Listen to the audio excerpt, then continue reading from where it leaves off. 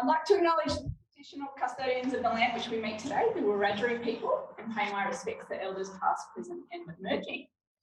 Good morning and thank you for coming along to July's Business Before Hours. Did a quick count this morning, there's only 50 days for spring, so that's exciting.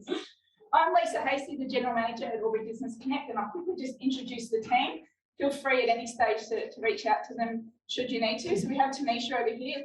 She's in our events and administration role. She does a tremendous job of pulling everything together. It all looks seamless on the day, but it's a bit like a duck going 100 miles underwater. So thanks, Tanisha. And Rhiannon, who signed you all in, she looks after communications. So think social media, newsletter, all those bits and pieces. So she does a really great job of pulling that together every week to get out some really important information. From Albury City, I'd like to welcome Glenn De Sousa. He's in the Economic Development team. Welcome, Glenn. From our board, we have Simone Crichton today. Hello, Simone. Thank you. We'll introduce our presenters shortly. We always like to have a big shout out to our sponsors. They support us in supporting you, and we really can't do what we do without them. So I always say that there's enough white space for more sponsors. So if that's of interest, come and see me. Happy to have a chat about that. Clayton from Business Edge Advisors is here as a sponsor this morning. Welcome, Clayton. Support these businesses. As I said, they do support us. We have a few new faces in the room today, so I thought we might just do a quick run around for those that are comfortable, just to say your name and your business and where you're from. We might start down the front here with Hamish. So yeah, I work for iSoft and Public. We're an IT company, software development company, and this is the meet and CEO of that company as well. So he's in town for a little while, so I could meet with some people and introduce iSoft and Public to the local community. Welcome. Thank you. So myself, Amit, and we are a business software company based in Sydney, and we were fortunate enough to have one business coming up here in Albury, and we consider Albury as a big business center. In almost every company in Australia wants to protect their data within the Australian region. So we have got large corporate metro city, but we want to build our hub, business hub in Albury. So we want to help all of the community, and together we want to build a solid base here. Thank you, and thanks for being here. Daniel. Daniel Todd from Leading Edge Data Centres. If you go to the airport, you'll see a white and blue building being built out there. It's a $7.7 million investment in infrastructure in regional New South Wales. We're putting 30 of those across New South Wales, Victoria and Queensland, trying to bring services that you find in the city to the regional areas. We're a startup company, 3 years old, investing something more than $300 million. We should go live in a month up here in Albury. We're looking a bit like the gentleman in the front here. Bring some of those services. We think you productivity to the World Wide Web, to the cloud, to really want to have reliable services based here in Albury. Thanks, Daniel. Hey everyone, I'm Ben Souza. I work in District Council as a graduate economic analyst. Just come out here to meet business. Thank you. Sorry. It's very early. I'm Clarissa Farrington. I'm the Regional Liaison Officer from the Department of Infrastructure, working mostly on the mobile project. Morning everyone, my name's Tyron McMillan. I'm called as contracting. We're primarily an electrical company, do a lot of mining, oil and gas. We're starting branching out to more commercial and domestic sectors here in Albury, doing CCTV, surveillance, solar, and commercial fit-outs. Hi everyone, I'm Dave Coleman, Transfisher, and I help businesses measure their carbon footprints. Hi, Renato, Green Innovations, and I'm the supplier of people with disability. Andy Dobson from Upstart Good Designs, custom bench like based over in Got the back. David Humboldt, I'm with HIV insurance brokers. You stepped right under your banner. Well done. Positioned yourself well. Thank you. Hi, I'm Emily. I work at APN. I'm with you today. So we're just a disability and employment service provider. I'm Andy and what she said. I'm Jeff, and what, no, hang on. Productivity trainer and consultant. Marion, what's your business? Did you say before? I'm new. No. Feels like everybody else. Hi,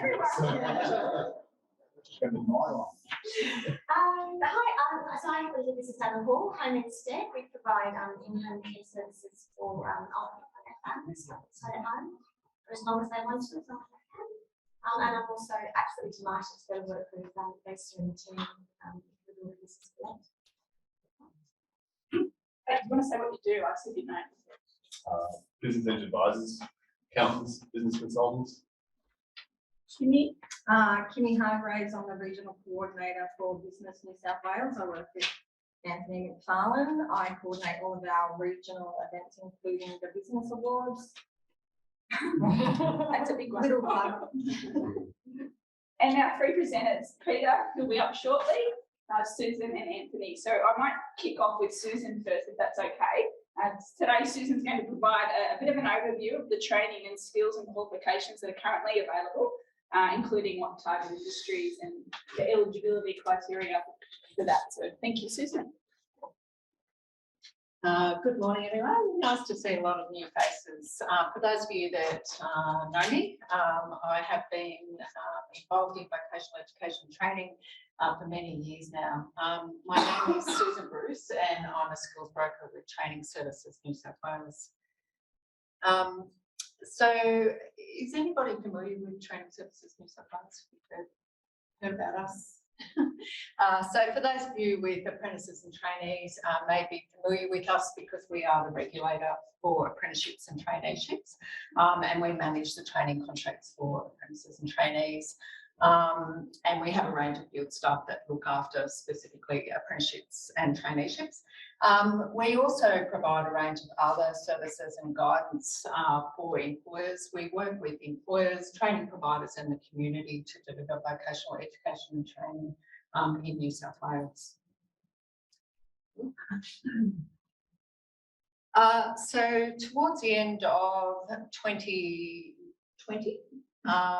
when COVID hit our shores pretty badly, the New South Wales government and the federal government combined to deliver funding to help with the recovery of COVID-19, to help people who had been affected by COVID to skill or reskill into new jobs and generally help the economy recover from COVID-19. Towards the end of last year, the federal government and the state government extended the funding for an additional 12 months under the New South Wales JobTrainer 2.0. So there was a $640 million program funded by the New South Wales and Australian governments over 3 years. So that included the initial period of the program. So over 200,000 vocational training places were funded during the program, and enrolments have been extended until the 31st of December this year, which is really fantastic. And I hope that the New South Wales government continues to fund programs like this. It's been really successful. So under the New South Wales JobTrainer program, the federal government had key industries that it would decided it needed to address to provide or ensure that these industries had enough skilled people in order, to keep going. So the target industries under JobTrainer 2.0 were aged care, childcare, disability care, digital skills, training and assessment, and construction. So there have been a range of funded training programs over the last 6 months addressing those key industries. We've run a number of programs such as the ACDC program, which provided fee-free training in the aged care and disability care sectors. We've run programs specifically for digital skills and training and assessment, and we continue to provide funding for the construction industry, particularly in the Riverina Murray region, where we have a lot of large infrastructure projects currently underway. So we're working with employers and businesses to increase their capability and ensure that they have skilled workers to be able to undertake work on those projects. I'll just run through who's eligible under JobTrainer 2.0 because in those key industry sectors, eligibility has been extended. Thank you. So there's an instrument to go. Oh, look, I try. And this may be really of interest to a lot of you. So under New South Wales JobTrainer, job seekers, including individuals who are unemployed, individuals who are in receipt of income payments, individuals expected to become unemployed. And, you know, that's fairly well universal across the project. So the main aim for JobTrainer was to ensure that young people were skilled in order to be able to take up the jobs of the future.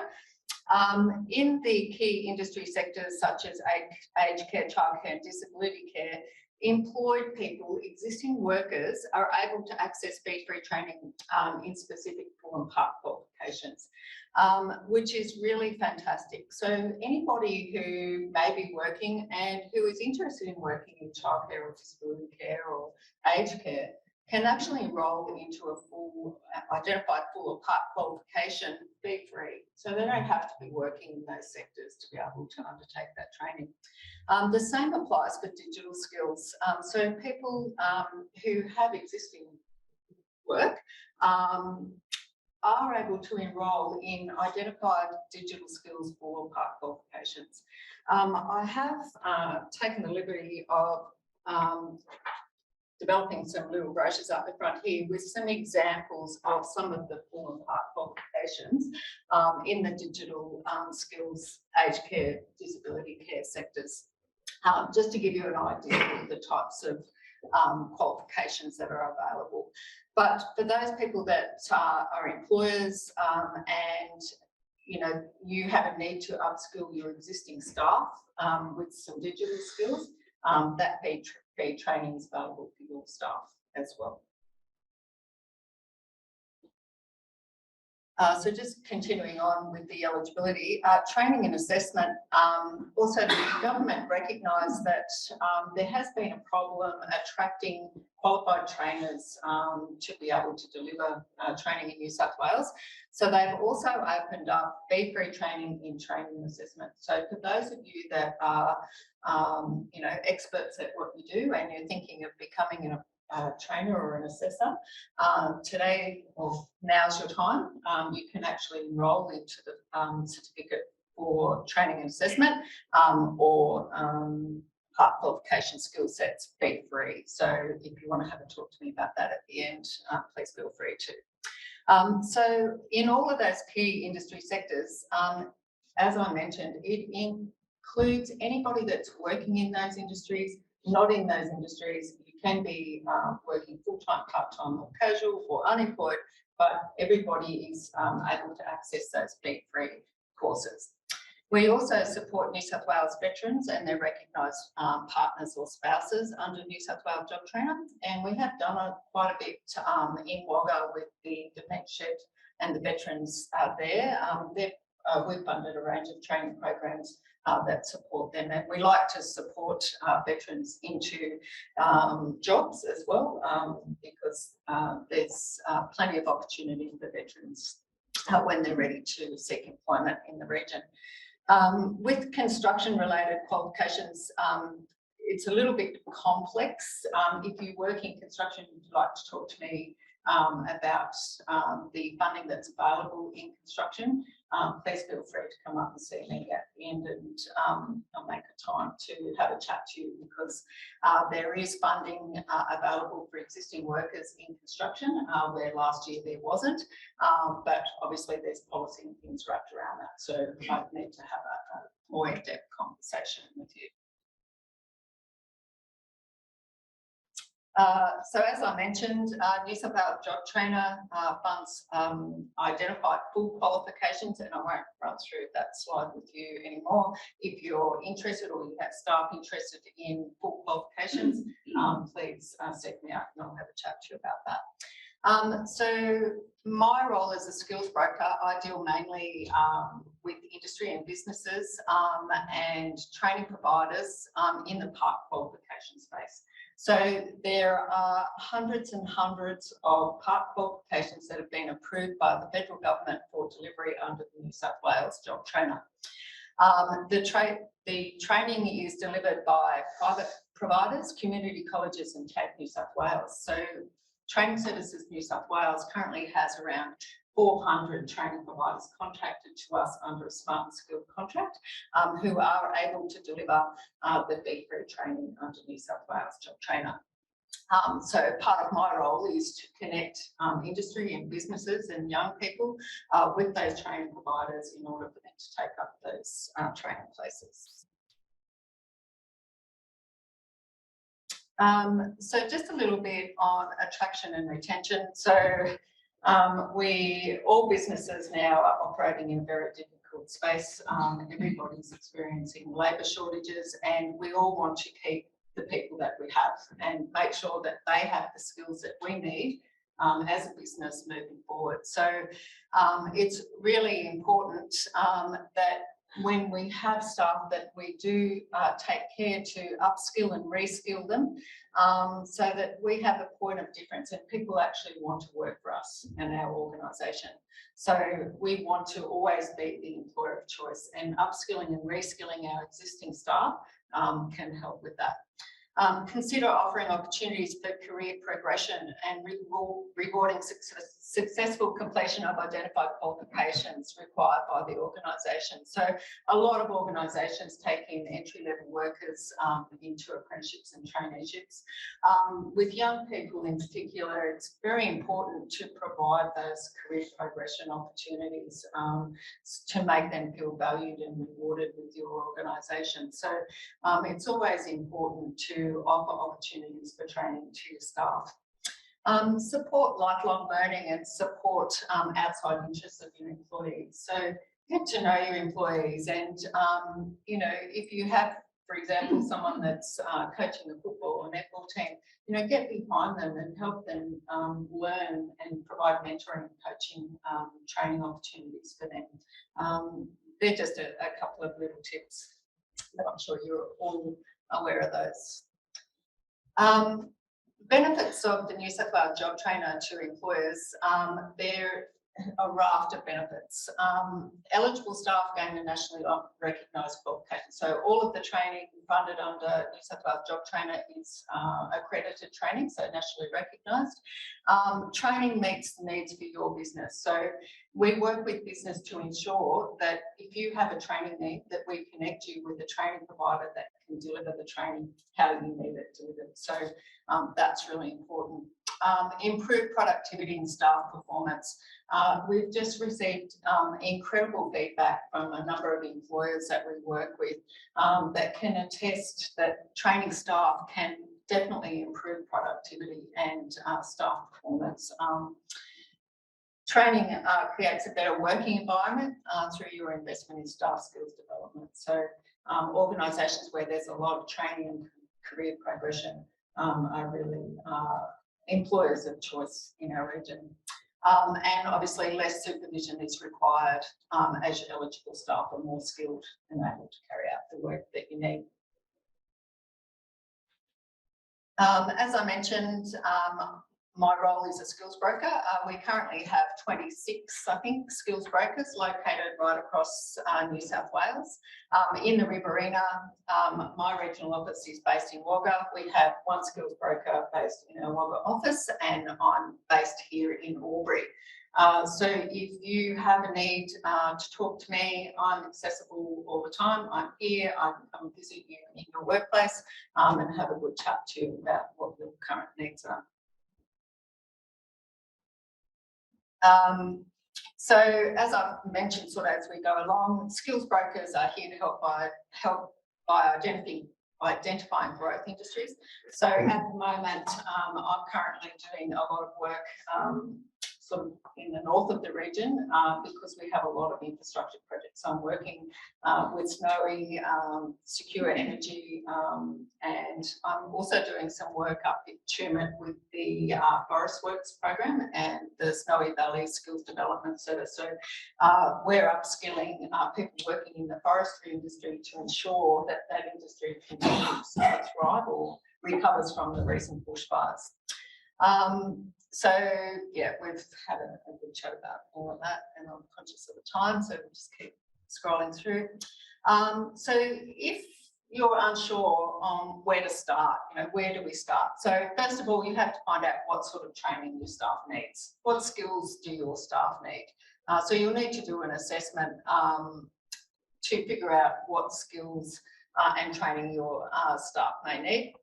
And then you need to sort of work out, well, what other types of skills do they need? Do they need technical training? Do they need training in being able to communicate with each other? Do we need people who have leadership skills? It's just working with me to help you determine that. And once you've connected with me, we'll work together to connect you with the training provider and develop a training program for your business. So for all information about New South Wales JobTrainer and Training Services New South Wales, visit Skills New South Wales. There's a range of links in the slides there to a range of different programs, including New South Wales JobTrainer. So please feel free to visit the website. It's fabulous and there is a lot of information there. So please make sure you visit. I mentioned Training Services has a range of programs and apprenticeships and traineeships is one of those, but we provide a range of other services and programs. We're currently recruiting for a Regional Industry Education Partnership Officer. So that person will be located hopefully and working in the Murray region to connect industry with schools. So that's their role, and providing school students with exposure to the large array of industry sectors and businesses and industry in our region, and hopefully open up their eyes to the opportunities that are available in our region and to help them stay locally to undertake their beginning of their career and studying journeys. So I'd love to introduce that person to you all once they're on board, but I'll be working closely with them and businesses such as yours, and I'm happy to connect them with you. So again, we have a range of programs there, so feel free to visit Skills New South Wales, Training Services New South Wales to find out more information about all of those programs. And I'm just wondering if anyone has any quick questions. I will have some cards available at the end of the day. I know I was in a rush this morning. If you have a need to have a chat about any training requirements, please give me a call. Happy to make time to come out and see you. Just a couple of things. I have got some brochures, Strengthen Your Business with Vocational Education Training brochures, which you can take. And yesterday I made up some brochures for a couple of the industry sectors, so one for construction, manufacturing, digital and TAE and care sector, with just some examples of the full qualifications and part qualifications that are available under New South Wales JobTrainer. So you can grab one of those on the way out. And I mentioned that we've run a number of programs for fee-free training in New South Wales. There is another one set to be announced, hopefully, for the hospitality sector. So please keep an ear out for that in the next couple of weeks. But again, an opportunity for fee-free businesses to help that particular industry survive during these terrible times. So, but yeah, please feel free. Was there any quick questions before Susan sits down? I will get a card. Yeah. Yeah, that's fine. Yeah, and we might, are we able to email those out? Yeah. Oh, yeah, so we can send out a copy of all those. But thank you, Susan, that was a great presentation. Great information coming out of that. Particularly, I'm excited about that role with connect schools with industry. I think that's really important. Whilst we've got a critical issue right now, not being able to satisfy the demand, it's only going to multiply. So we need to be looking at the future of how we're going to. So thank you, Susan. Up next, we have Anthony McFarlane of Business New South Wales. Well, he will touch on a few topics today. One of them is the Business Awards. So the Albury Wodonga Business Awards this year has been paused while we make some really exciting changes to that program. We're going to encourage everybody to apply for the Regional New South Wales Awards. Not only is it a great opportunity to market and promote the business, provide some credibility, but it also allows you to sit down and reflect on what you have done in the past 12 months, what's worked well and what hasn't, and really refined your business model. And Anthony will also touch on a few things that tie in really nicely with Susan's presentation around some of those large infrastructure projects that are coming up in our region. And he's collated a pretty impressive report on just how that might play out and how we need to look at that. So thank you, Anthony. Thank you, Lisa, and thanks to Albury Business for having me this morning. And Susan, that was a great presentation. Susan's doing God's work at the moment, trying to help employers, and it really a new role sounds very exciting because we're seeing more and more the importance of reaching school-age kids, giving them a vision of the smallest board of opportunities. But I think that role will be really good. But just a quick question: did anyone think Business New South Wales was a part of government? There you go. It always surprises me, but we up until a few years ago were the New South Wales Business Chamber. So we are the peak body for business in New South Wales. We've been around for nearly 200 years in various shapes or forms. But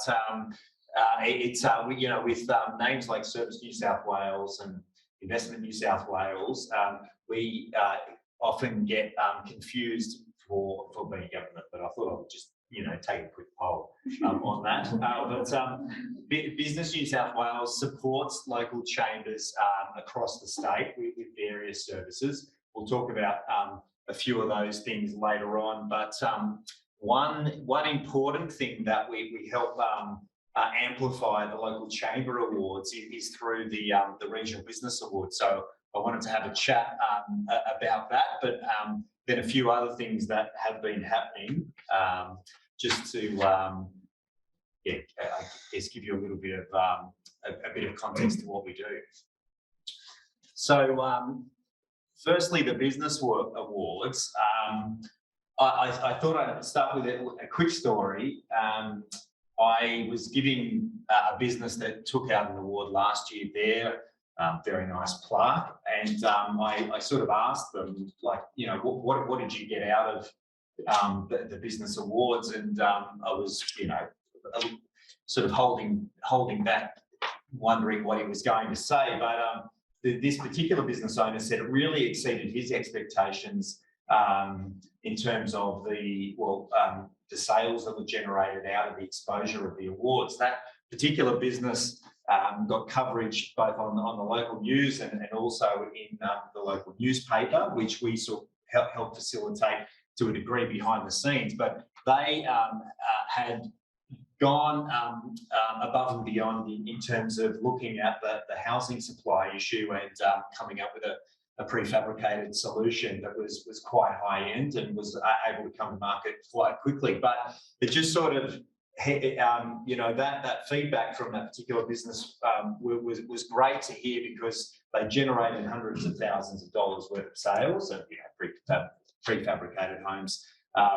That is why there was such a big dollar value involved. But I guess why bother with Business Awards? You just don't know where it's going to take your business and what sort of exposure you are going to get from it, which is why I love being a part of it on the marketing exposure side.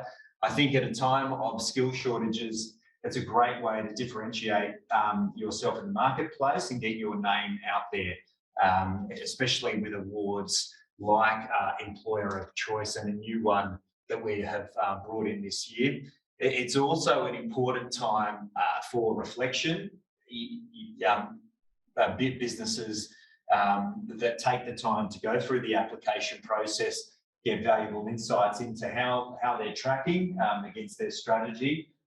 You know, do they have a strategy and a business plan? That's another thing. But you know, recalibrating where business is going is always going to be a great thing, and resetting goals. But also just to see how the year or the past few years have tracked. The awards on the night in particular, we have a gala dinner on the 21st of October. But the networking opportunities that come through that process, and also interacting with the judges and sponsors, is also of great assistance. And lastly, it's a great celebration for the team to take the team out for a night and recognise their contribution to the business. So if you are thinking of applying, the entries have opened and close on the 15th of August. With the gala event on the 21st of October. Keep those dates in mind, because there is, although the application process, I think, is extremely reasonable in terms of what information is being asked, and not going into information that would be commercial in confidence, but at the same, but getting a balance right through five questions, I think it is, with word limits that is not too onerous for a business owner to complete.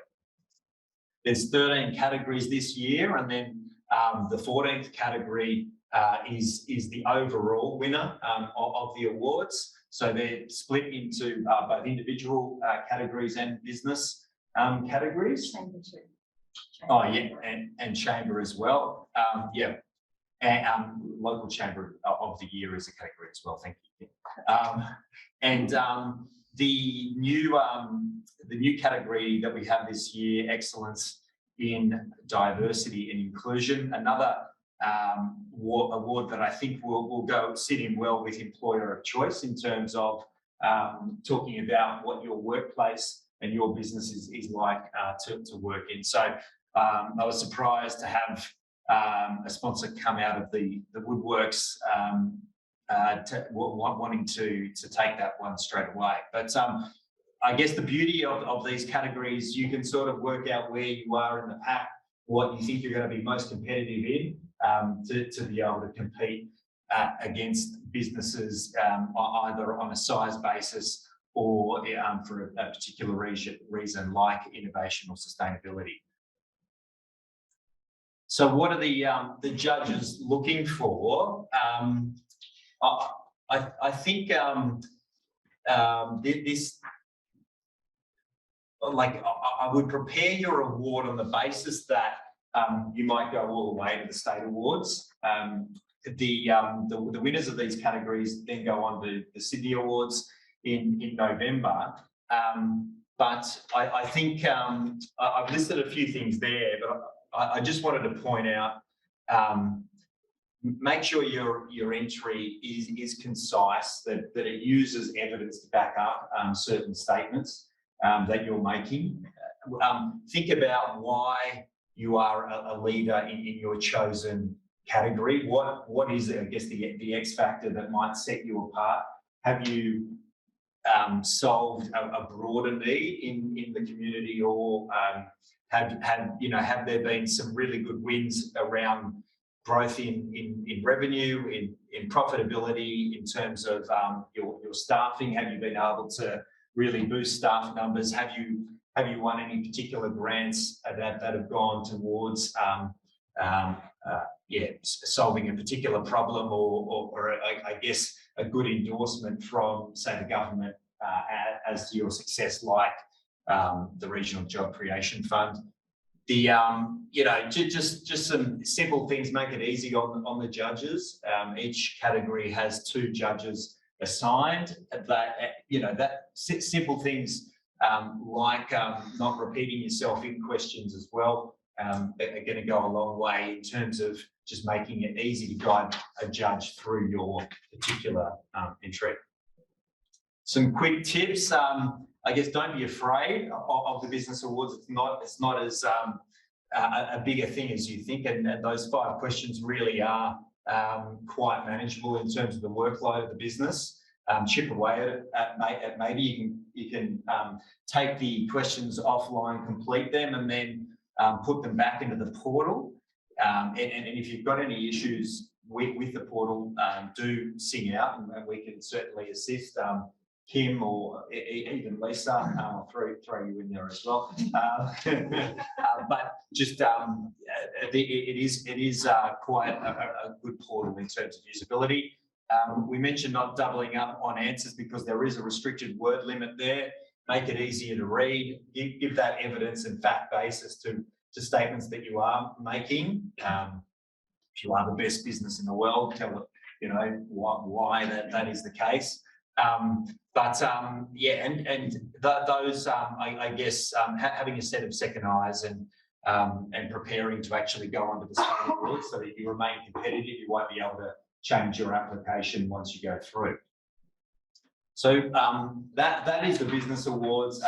Kimmy does a great job in terms of coordinating all the awards and just all those things that go on behind the scenes. We've got some great sponsors on board as well that are really excited about the awards this year, and I'm really excited about going to Witten Malthouse for So beautiful. yes.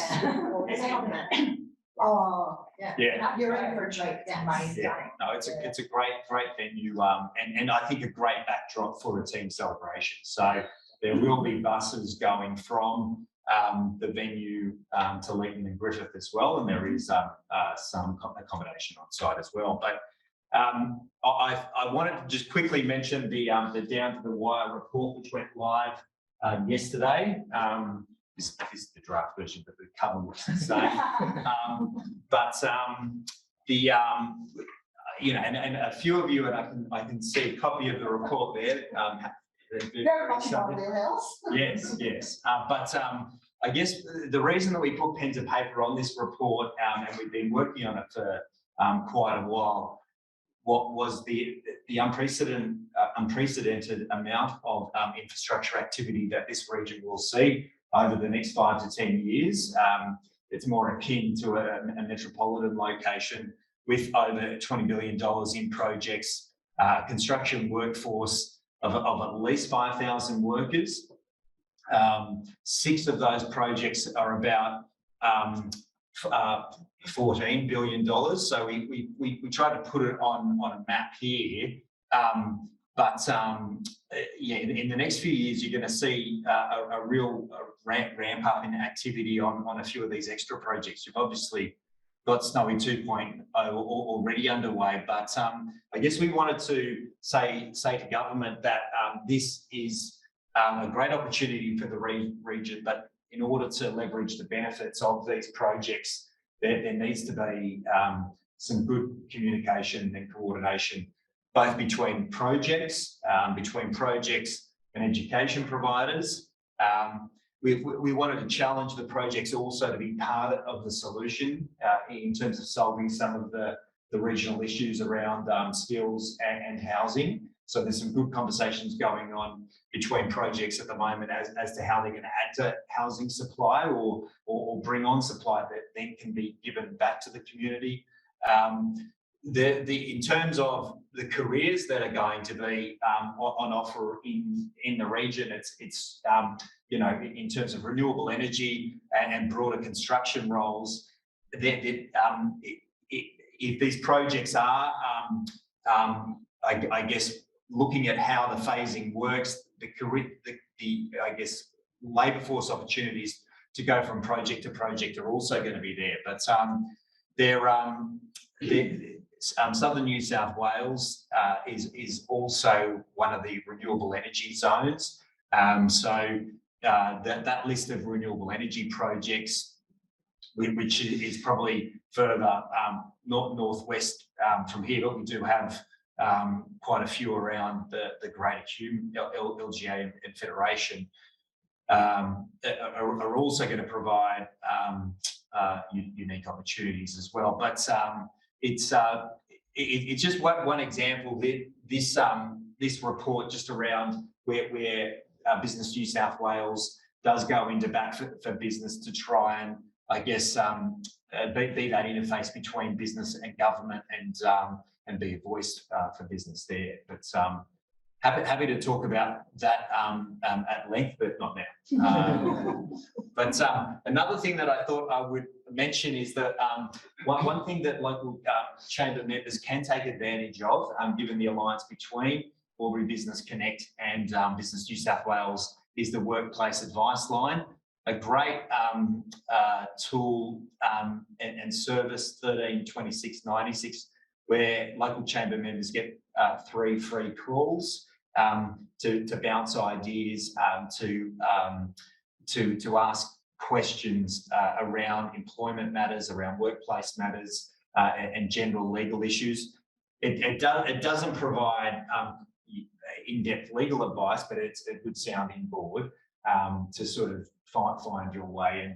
And one thing that Dean Tyler, who will be coming on Friday to Albury, will talk a little bit more about in his employment law update, which a part of the beast that is Business New South Wales. We have a law firm, Australian Business Lawyers and Advisors, which was developed over time, given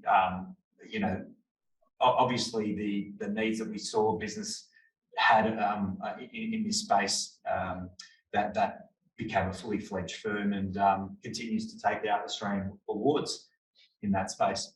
One last thing that I thought I would also leave with, on the 3rd of August, where we'll be relaunching the Defence Murray Riverina Alliance with a new brand and also a new website.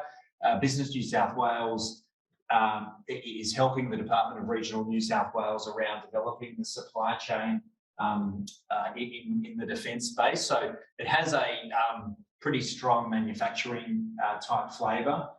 This workshop on the 3rd of August will be what we call a defence readiness session. Deloitte are going to be running the afternoon section of it, which will be working on something specific to defence, which is called a quad chart, which is really business's value proposition on a page. But that's something that is used when SMEs are either speaking to prime defence contractors or into defence. It's a bit of a, this session will also be a little bit around demystifying defence. It's a hard beast to get into, but certainly we see those businesses that do have defence as part of the revenue stream. It's usually part of what they do. So, they might have that defence stream, but they will also have other particular industries that they serve. But our role is to help get through, I guess, that pre-qualification process. This will be the beginning of a number of different workshops that we'll rotate between Albury and Waldorf. But Lisa, I might leave it there, and unless there's any questions. Thank you. No questions.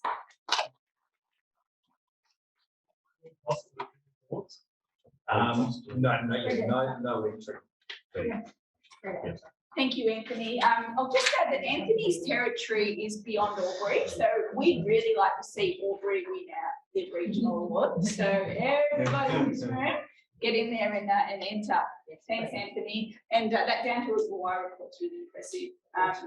I just wanted to touch on the defence workshops. I imagine that over time there'll be things such as the need to have cyber security at certain levels and things like that, which will be an important part of the process. So not only is it going to touch on manufacturing locally, but there'll be other opportunities for businesses as well, I would imagine.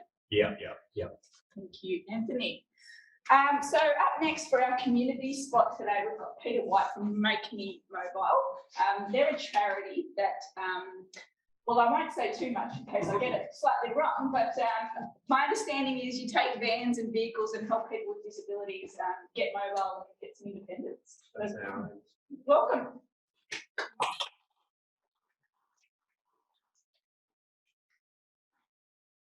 Hi everyone, my name is Peter White and I'm the founder and the CEO of Making Mobile.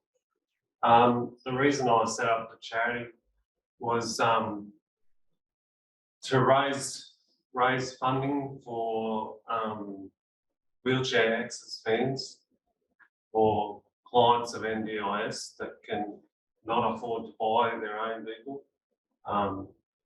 This is a major need in our community and Australia-wide, and I hope to take Making Mobile Australia-wide and help people get into vans. So I've got a short video. If you'd like more information after the video, I'm happy to provide it. I've got business cards that you can take away with you if you want to contact me later on. But I think for now I'll just play the video.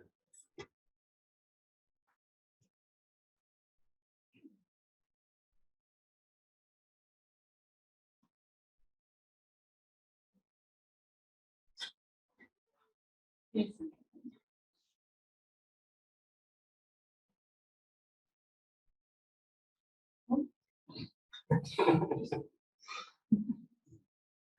It's big one.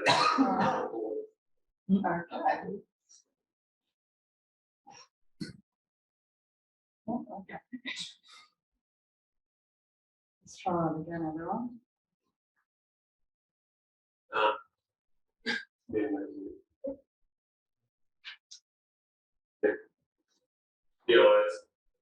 Oh, it's different animations. Yeah. It's flashing.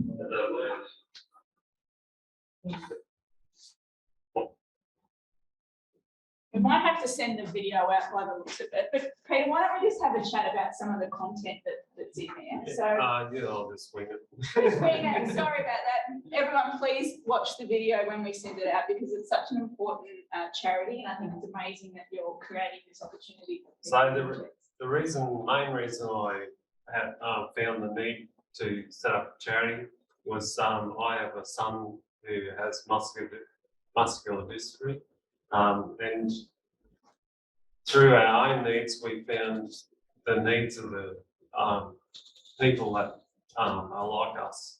So we had trouble supplying our own van. The only reason I could afford to supply my own van was I was in business at the time.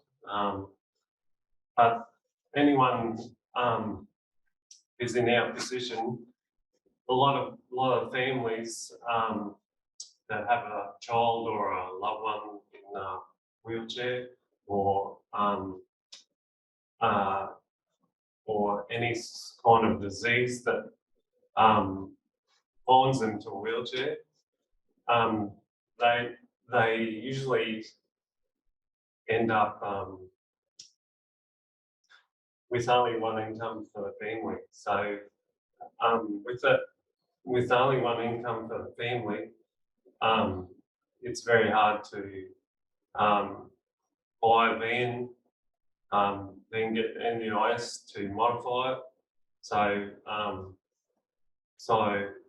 I'd like to help people who are in the same position as me. Like I'm a boilermaker at trade, and like if I got a job in the workshop, you probably only earn about $70,000 a year. With that sort of income, there's no way you can afford to buy a van. A van for these modifications costs about $55,000, which it's usually about $250 a week for payments. That's a lot of money out of your $75,000 a year. So, and that's without the purchase of the van. So that's just for the modification? No, that's just for the van.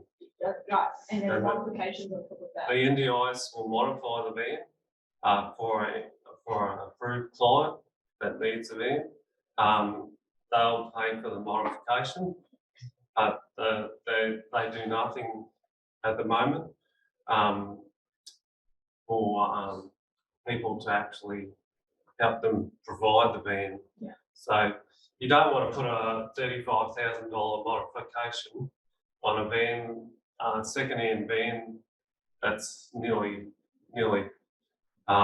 expired. So we aim to provide brand new vans. That way, the people who receive a van from maybe Mobile won't have any worries with the vehicle for a long time. Like I've been taking my son to Melbourne for a NDI for his medical appointments, and I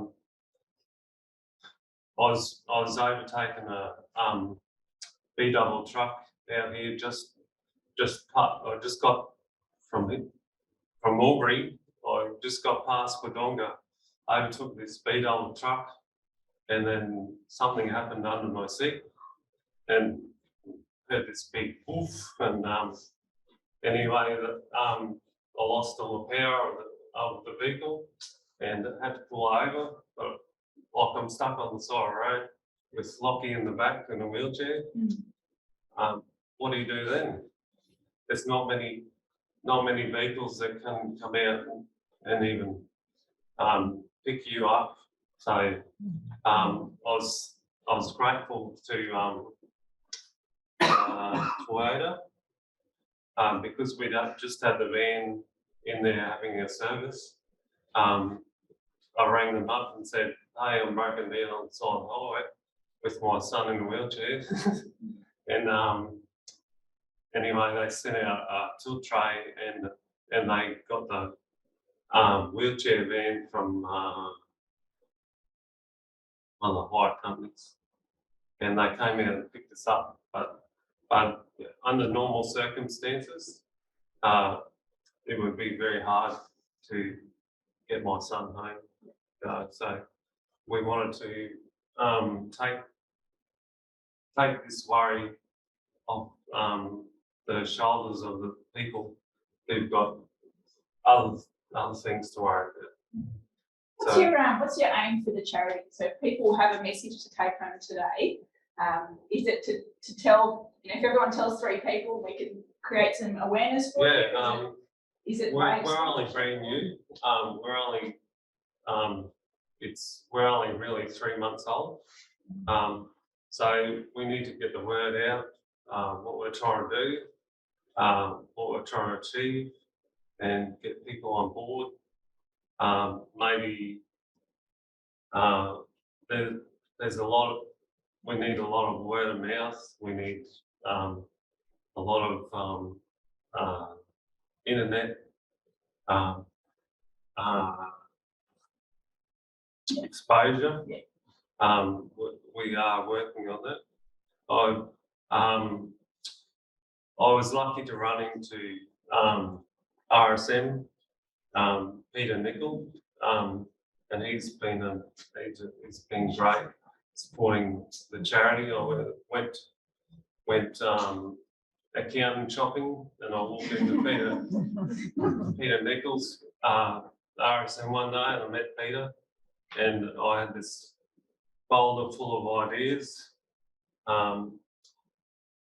And I placed them in front of Peter and said, "Look, I want to set up this charity.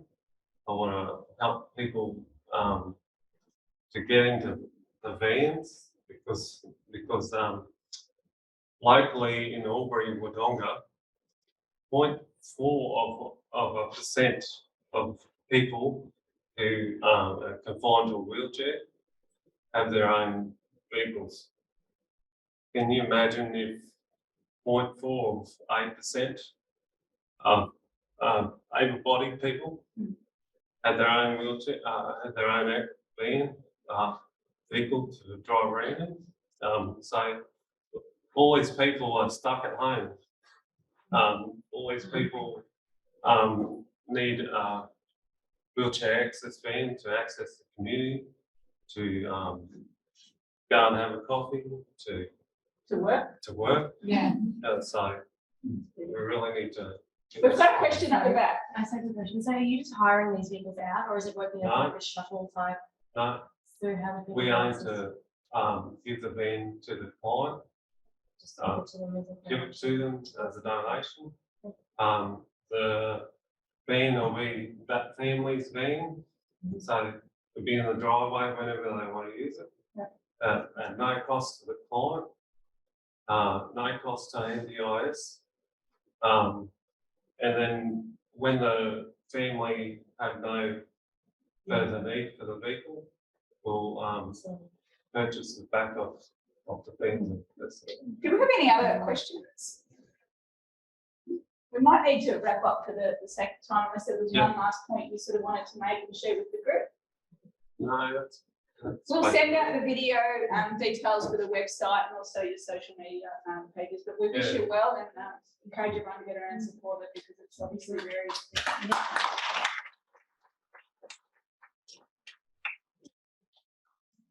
So just before we let you all race off to work, you are welcome to sit around and network with one another. Tanisha, just want to run through the next few events that we do have coming up, and we hope to see you at some of those.